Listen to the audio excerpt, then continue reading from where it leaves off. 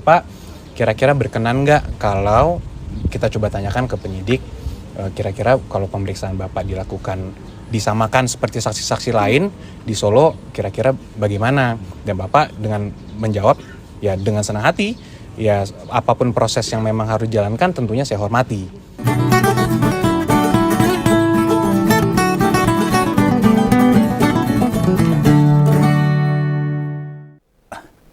Drama ijazah Jokowi terus berlanjut.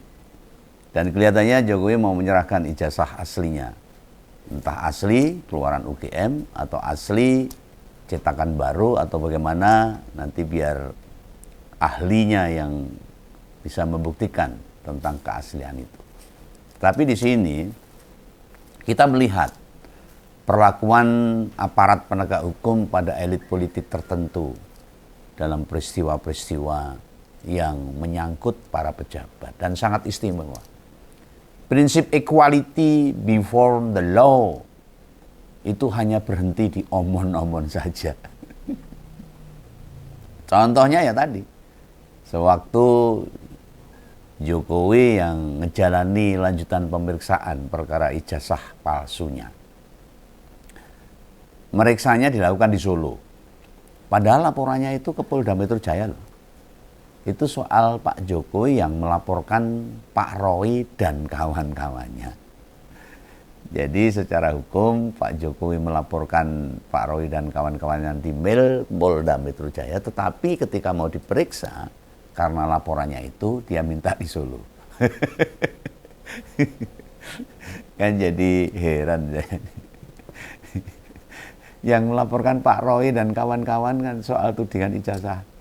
Ya harusnya kalau dia lapor di Polda Metro Jaya, diperiksa di Polda Metro Jaya. Ya mungkin alasan sakit dan sebagainya. Tetapi ya ada keanehan-keanehan di sini. Kenapa meminta keterangan dari pelapor tidak dijalankan di Jakarta? Bukankah permohonan keterangan pelapor baru sekali dikirimkan? Nah ini akan membuat kepercayaan rakyat bagi penegak hukum semakin drop. Fenomena begini ini memperlihatkan kesamaan di muka hukum tidak berjalan sebagaimana mestinya. Mendengar pemberitaan dan yang ada di negara kita ini, koyo-koyone jan-jane itu. Marai kesel ning atine rakyat. Rakyat ini dijajah di berbagai masalah. Keadilan, keterbukaan, dijajah ini. Jangankan keadilan, suara-suara rakyat beneran diabaikan. Kemarin di Kupang, ya ada berita sedih juga itu. Tapi ini menyangkut rakyat. Sebanyak 140 siswa SMP Negeri 8 Kupang dilarikan ke rumah sakit, diduga keracunan. Pasti Kompolres tahu kan, apa penyebabnya? Angger ono cah sekolah keracunan.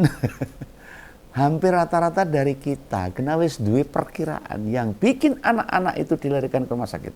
Karena apa? Gitu. Ini ya meneh-meneh ini kondisi dan situasi. Makin menampakkan jarak yang menjauh antara yang dihadapi rakyat ini dengan pejabatnya. Bahkan Om Begawan itu mengatakan pejabat ini menjajah rakyat. Tragis ini. Otomatis bila kerenggangan soyo menganga, apa yang kita teriakkan makin tidak terdengar oleh para petinggi negeri ini. 2 hari yang lalu, Om Begawan juga membedah perkara hukum kasusnya Pak Tom Lembong. Meskipun banyak yang nggak respon tentang hukum ini. Gimana hukum bergeraknya di salah satu sisi saja. Gimana rakyat akan mencari keadilan. Dan keadilan bagi rakyat semakin menjauh dari rakyat. Karena apa? Perlakuan pejabat yang sangat biadab. Serentetan ketidakadilan, persis sama lagunya Bung Iwan Fals yang berjudul Bung Karto. Kalau cinta sudah dibuang, jangan harap keadilan akan datang. Kesedihan hanya tontonan bagi mereka yang diperbudak jabatan. Oh ya, bongkar. Nah itulah. Oh ya, bongkar. Kayak lagunya Iwan Fals. Sabar, sabar, sabar, dan tunggu. Nah, Saya teruskan anunya tuh. Itu jawaban yang kami terima. Ternyata kita harus ke jalan. Robohkan setan yang berdiri menganggap. Oh ya, oh ya, oh ya, bongkar. Apa yang mau dibongkar? Keadilan tidak akan datang, cinta sudah dibuang, kesedihan rakyat bagi para pejabat. Ya hanya jadi tontonan, bahkan ditertawakan. Ya persis sama di perkara ijazahnya Pak Jokowi ini. Kenapa sih penegak hukum itu kerap membeda-bedakan perlakuan? Negara ini dirusak bukan sama negara lain. Bukan karena pandemi, bukan karena virus, bukan karena bom nuklir, melainkan oleh bangsanya sendiri. Dan banyak pengkhianat di dalamnya. Banyak penjilat di dalamnya. Anda memang terkendala kondisi tertentu, ya sampaikan saja. Mengapa mesti meminta keistimewaan bagi para pejabat-pejabat? Tapi masalah pemeriksaan Pak Jokowi, alasan para pengacara agar Pak Jokowi diperiksa di Solo itu wis gak masuk sama sekali. Dan Pak Roy CS sebagai pihak terlapor berharap supaya ada gelar perkara pula loh buat pengaduan ini. Bila gelar perkara pertama itu konteksnya Pak Rizal Fadilah CS yang mengadukan perkara. Nah, sekarang kan yang mengadu itu Pak Jokowi yang melaporkan Roy CS ke Polda Metro Jaya. Tujuannya agar semua bisa memastikan pengusutan kasus ini berjalan sebagaimana mestinya. Memang kejujuran sangat jauh dalam hal ini. Setiap urusan hukum yang menyangkut pejabat, kejujuran itu sangat jauh. Neng dituri apa ndak tergantung pihak kepolisian loh ini. Minta diperiksa di Solo itu ngomongnya gelar perkara. Kawan tadi kelingan ini sing ijazahnya paling pecodot. Itu pakai penelitian oleh Roy Suryo ini. Hingga Bengawan konten ini beberapa argumen waktu dulu gelar perkara yang menghilang begitu saja. Dan para pendukung Jokowi, ya ora nek sing nyuwara. Tidak ada yang membantah dengan argumen yang cerdas, yang sehat. Paling-paling ya miso-miso pendukungnya Pak Jokowi. Lalu mengatakan kami ini sakit hati, memfitnah dan sebagainya. Itu aja yang keluar dari mulut mereka. Tidak ada merespon analis yang dijalankan. Gitu. Prediksi Om Begawan, tuntutan gelar perkara kembali sulit dikabulkan. Soalnya apa? Justru efek dari gelar perkara yang kemarin saja nggak menempatkan Jokowi tambah kuat, melainkan tambah lemah. Meskipun dibela nih banyak masyarakat dari pendukung Pak Jokowi, pengacara, relawan, gitu. Banyak itu teman sekolah, yang katanya teman kuliah dan sebagainya. Ada lurah tiba-tiba muncul membela di Boyolali. Ada guru besar tiba-tiba muncul. Banyak, tetapi semakin lemah posisinya Pak Jokowi. Hanya di sisi lain. Wes akeh jadi rakyat ini do kesel ya buntuti ceritane masalah misteri ijazahnya Pak Jokowi ini. Kabeh do kesel. Do blokean muntah-muntah sebab berlebihan berbicara, baik pengacaranya, baik para pendukungnya, dan baik para yang menuntut. Dan yang menuntut jelas dia akan mengejar keterbukaan ini. Tetapi penegak hukum terkesan lamban, akhirnya banyak pating celepung. Ini polisi, penegak hukum buat bergerak dengan terginas. Kenapa saya mengatakan dulu? Biar masalah ini nggak berlarut-larut. Satu rahasianya supaya ini tidak berlarut-larut, kejujuran. Dan ini jauh dari yang diharapkan oleh rakyat. Ketika Jokowi jujur, selesai. Tapi nggak mungkin ini kita dapatkan. Tapi prediksi Om Begawan, Pak Roy dalam menganalisa ijazah Jokowi ya bakalan persoalan yang sama, ngomong persoalan yang sama. Pihak yang disasar di urusan ini Banyak banget sebenarnya. Dari 3 pelapor ada 12 nama ya, termasuk di dalamnya bekas ketua KPK yang dilaporkan oleh pengacaranya Pak Jokowi. Bahkan ada pengacara baru, mantan bintang film yang tiba-tiba nimbrung karena diminta untuk menggugat Roy CS dan kawan-kawan ini. Nah, Pak Abraham Samad, mantan ketua KPK, ya diseret-seret. Turut dipelaporkan. Intine sopo sing marai kasus ini mumbul-mumbul diadukan ke polisi. Pak Roy tetap akan bersikukuh dan keberanian luar biasa bersama Bang Rismon Sianipar, Dr. Tifa, dan banyak lagi. Kukuh dengan pendapatnya karena berdasarkan ilmu pengetahuan yang bisa dipertanggungjawabkan. Orang mung blang blung ngomong tanpa dasar. Dan itu kebanyakan disampaikan oleh para pendukungnya Pak Jokowi, apalagi relawan itu. Dia tidak pernah ngomong berdasarkan analisa, berdasarkan ngeyel. Lah dokumen pembanding yang disodorkan ya bakalan sama. Analisis terhadap ketidakaslian ijazah, menurutku masih tetap kayak dulu lagi. Pak Roy akan ngandelin ELA, face recognition. Lah terus metode lain itu, tinggal Polri bakal mengabulkan enggak. Metode yang betul-betul dipertanggungjawabkan dalam keilmuan ini. Permohonan gelar perkara itu, andai kita menyimak pengakuan dari pengacara Jokowi, mereka sendiri gak kompak kok. Siji ngalor, siji ngidul. Dan dia tidak menguasai hal-hal keilmuan seperti apa yang dikerjakan oleh Roy Suryo, Dr. Tifa, dan Bung Rismon Sianipar. Mereka akademisi, doktor. Keilmuannya bisa dipertanggungjawabkan dengan kredibilitas dari akademisinya dia. Sebenarnya semula kan surat pemanggilan buat dimintai keterangan sebagai pelapor. Pak Jokowi diminta datang pada Kamis minggu lalu. Kalau nggak salah itu 17 Juli. Loh, Pak Rifai Kusumanegara, salah satu pengacara, beralasan kondisi kesehatannya Pak Jokowi itu belum sehat, masih sakit. Jadi sakit apa tuh Pak? Ya, katanya alergi kok, kepu-kepunya nggak hilang-hilang gitu loh. Jangan-jangan minum obat imun yang mengakibatkan bengkak. Ya. Kondisi kesehatannya Pak Jokowi membuat agenda pemeriksaan minta diundur. Lo kesehatan sing kepiye lah, kemarin aja datang di Kongres PSI kok. Malah dolan yang pantai. Nah, informasi yang tak dapat, ya katanya lagi diobservasi oleh pihak kesehatan medis. Lalu apa yang diobservasi? Ya sakitnya Pak Jokowi tentunya.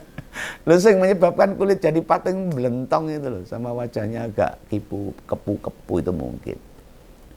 Dokter meminta tidak melakukan perjalanan jauh, itu kata dokter, itu kata Om Begawan. Nanti jangan lama-lama kebanyakan para hatersnya Om Begawan itu ngomongnya selenco. Dan dokter itu nggak bilang ke saya, enggak. Itu kan hanya saya menyampaikan dari berita mainstream aja. Ini kan aku mau coba berita itu. Dan itu bisa dipertanggungjawabkan. Yang menyampaikan ya Pak Rifai itu. Bukan dokternya, dia ngutip penjelasan dokter mungkin. Jadi sudah tangan ketiga itu. Soal bener enggaknya, enggak ada yang tahu. Begawan orang ngerti. Begawan cuma menyampaikan aja. Selama ini, kita kan ya udah ngerti tuh, dokternya Pak Jokowi itu siapa. Dokter kepresidenan apa dokter yang lain. Kita nggak tahu. Dan sangat jarang menyampaikan perkembangan Pak Jokowi dalam masalah penyakitnya. Kemarin dalam sebuah talk show, apa yang dikatakan Pak Rifai itu dibantah pengacara lainnya juga. Pak Firman tolak sana, tolak sini. Jadi agenda pemeriksaan kesehatan minggu lalu itu tidak bisa dilakukan karena ada kegiatan yang nggak bisa ditinggalkan. Kata Pak Firman. Pak Jokowi sehat-sehat katanya juga, baik-baik saja. Itu pengacaranya loh. Lagu dokter muni observasi. Pembengkaman kan ya bingung kalau gini. Saja ini karena apa ini kok serba tidak jelas begini ini. Apa memang ini disetting tidak jelas? Nek beneran sehat, kenapa tadi di pemeriksaan di Polrestabes Solo tidak di Jakarta?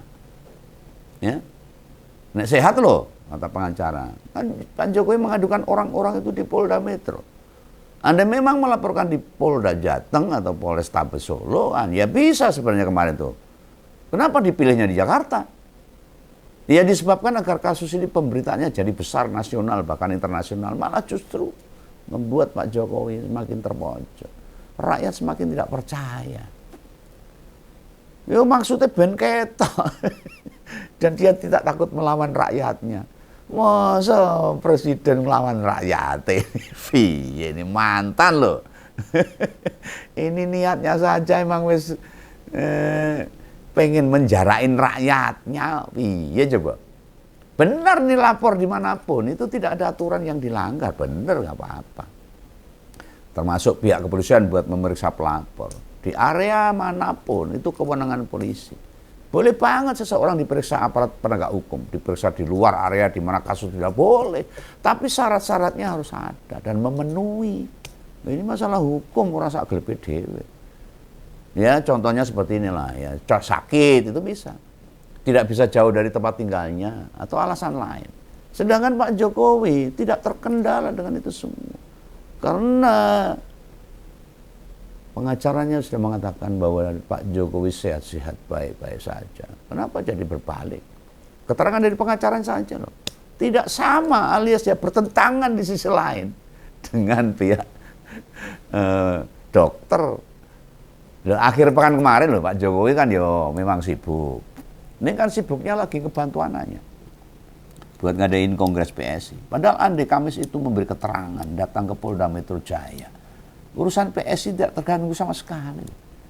Maksudnya ini loh, maksudnya itu.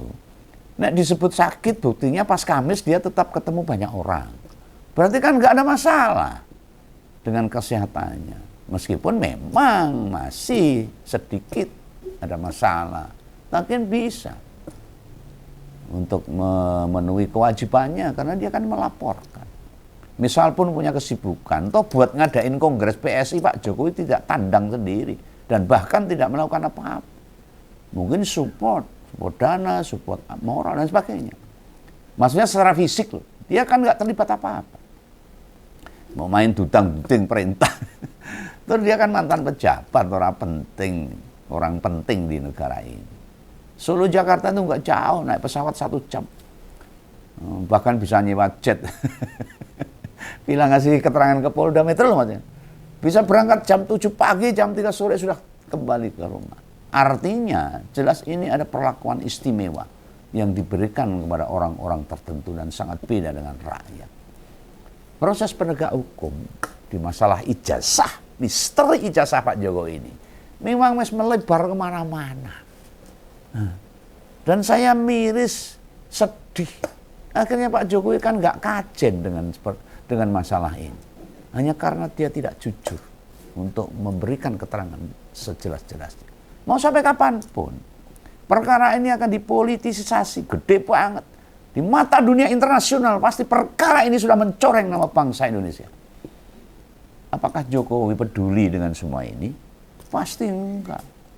Kenapa saya mengatakan enggak? Kalau dia peduli, dia akan menyelesaikan masalah ini secepatnya. Caranya gimana? Tunjukkan yang asli, selesai. Dan tidak perlu larut. Nah, nanti aslinya itu bisa diteliti. Nah, asli ya bagus. Tapi kalau sampai palsu, ya sebenarnya nggak ada apa-apa. Cuma malu aja. Makanya memang disengaja. Sampai kapanpun, ijazahnya diumpetin terus. Bahwa itu palsu, bahwa itu asli akan diumpetin. Tadi sih dibawa, nih ya laki-laki, ya gak diperlihatkan ke wartawan. Wes, saya bosen aku. Terserah sing isih diuntungkan sama keadaan politik saat ini. Memang rakyat Indonesia ujiannya makin lama makin berat. Makin orang nguati. Oke ya, lama-lama sama males ini kalau ngomongin tentang ijazah Jokowi. Yang penuh misteri. Itulah, jangan salah paham. Salam ngompol, salam begawan, sampai jumpa. Dadah.